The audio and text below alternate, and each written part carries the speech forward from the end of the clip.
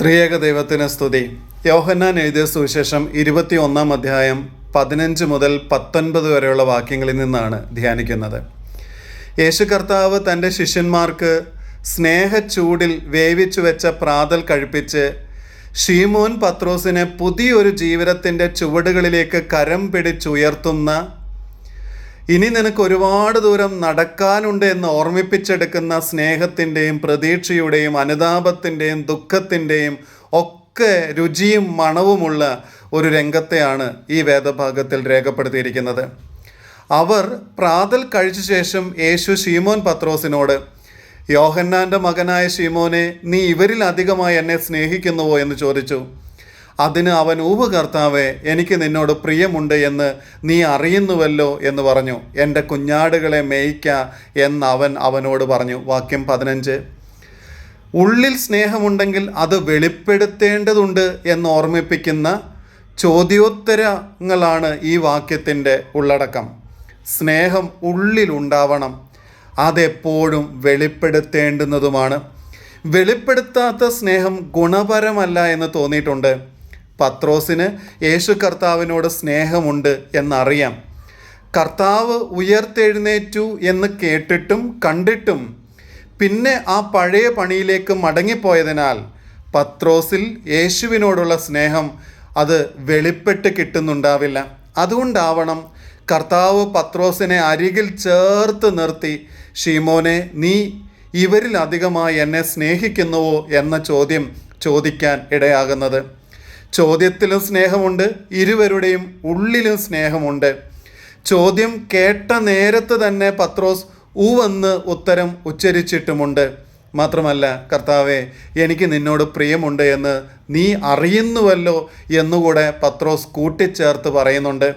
എന്ന് വെച്ചാൽ അവർക്കിടയിലെ സ്നേഹം ഇരുവർക്കും ശരിക്കും ബോധ്യമായിട്ടുള്ളതാണ്. പക്ഷേ പിന്നെയും കർത്താവ് 2ാം വട്ടവും 3ാം വട്ടവും സ്നേഹത്തിൻ്റെ ഉറപ്പ് ചോദിച്ചു വാങ്ങാൻ ഇടയാകുകയാണ്. നമ്മൾ സ്നേഹിക്കുന്നുണ്ടെന്ന് പരസ്പരം ബോധ്യപ്പെട്ട് കിട്ടുന്ന വിധത്തിൽ സ്നേഹത്തെ പ്രവർത്തികളിലൂടെ പ്രകടിപ്പിക്കാൻ ഇടയാകട്ടെ. നമ്മുടെ പ്രിയപ്പെട്ടവർ സ്നേഹം ചോദിച്ചു വാങ്ങേണ്ട അവസ്ഥ ഉണ്ടാകരുത്. അതെ, സ്നേഹം അത് പരസ്പരം ആസ്വദിച്ച് അനുഭവിക്കുന്ന വിധത്തിൽ വാക്കുകളിലും പ്രവർത്തികളിലും ചാലിച്ച് ജീവിക്കാൻ ഇടയായാൽ നമ്മുടെയൊക്കെ ജീവിതത്തിന് ഭയങ്കര ഭംഗിയായിരിക്കും. 3ാമതും അവനോട്, യോഹന്നാൻ്റെ മകനായ ശീമോനെ, നിനക്കെന്നോട് പ്രിയമുണ്ടോ എന്ന് ചോദിച്ചു. പ്രിയമുണ്ടോ എന്ന് 3ാമതും ചോദിക്കിയാൽ പത്രോസ് ദുഃഖിച്ചു.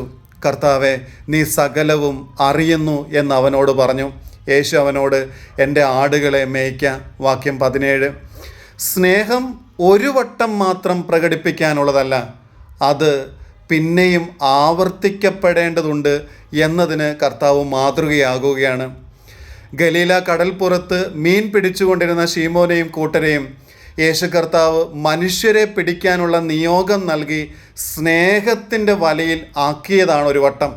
പക്ഷേ കാലം ഇത്തിരി കടന്നുപോയപ്പോൾ മാറി വന്ന സാഹചര്യത്തിൽ കടലിലേക്ക് പിന്നെയും മീനിനെ അന്വേഷിച്ചു പോയ ശിഷ്യന്മാർക്ക് പിന്നെയും മനുഷ്യരെ പിടിക്കാനുള്ള നിയോഗ ശുശ്രൂഷ ആവർത്തിക്കുമ്പോഴും ആ പഴയ സ്നേഹത്തിൻ്റെ പകിട്ട് ഒട്ടും കുറയാതെ ആവർത്തിക്കപ്പെടുകയാണ്.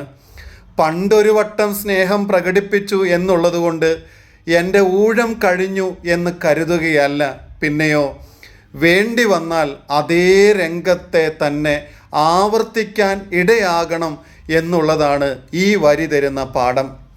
സ്നേഹത്തിൻ്റെ ശുശ്രൂഷകൾ പ്രകടിപ്പിക്കാനുള്ള അവസരങ്ങളെ പാഴാക്കാതെ ആവർത്തിക്കേണ്ടി വന്നാൽ ആവർത്തിക്കുക തന്നെ വേണം എന്നർത്ഥം. കർത്താവ് ഒരു വട്ടം ചോദിച്ചപ്പോൾ സ്നേഹിക്കുന്നുണ്ടെന്ന് പത്രോസ് മറുപടി കൊടുത്തതല്ലേ? പക്ഷേ കർത്താവ് പിന്നെയും ആവർത്തിക്കുമ്പോൾ പത്രോസും മറുപടി ആവർത്തിക്കുകയാണ്. എന്ന് വെച്ചാൽ സ്നേഹത്തിൻ്റെ പ്രവർത്തികളും വാക്കുകളും ആവർത്തിക്കപ്പെടേണ്ടതാണ് എന്ന് ധ്യാനിക്കാൻ ഇടയാകട്ടെ. ഇത് പറഞ്ഞിട്ട് എന്നെ അനുഗമിക്ക എന്ന് അവനോട് പറഞ്ഞു. വാക്യം 19. ഈ കരയ്ക്കും അപ്പുറമുള്ളൊരു കരയിലേക്കുള്ള ക്ഷണമാണ് ഈ വരിയിൽ അടയാളപ്പെടുത്തിയിരിക്കുന്നത്. ശിഷ്യരുടെ മുമ്പിൽ സകലമാന വാതായനങ്ങളും അടയ്ക്കപ്പെട്ടിരുന്ന നിമിഷങ്ങളുണ്ടായിരുന്നു.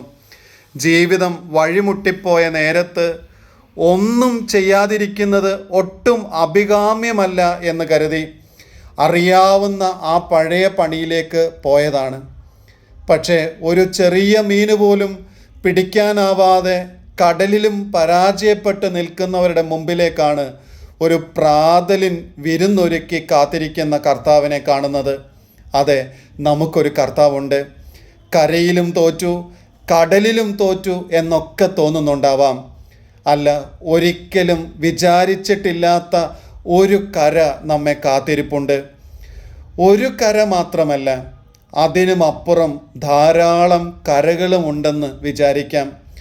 ഒരു കരയിൽ മാത്രം നിന്നു പോകാനുള്ളതല്ല നമ്മുടെ ഈ നിയോഗവും ജീവിതവും. പിന്നെയോ ഈ പരാജയത്തിൻ്റെ കരയ്ക്കുമപ്പുറം നമ്മെ കാത്തിരിക്കുന്ന മറ്റൊരു കരയിലേക്ക് പോകാൻ കർത്താവ് നമ്മെ ക്ഷണിക്കുകയാണ്.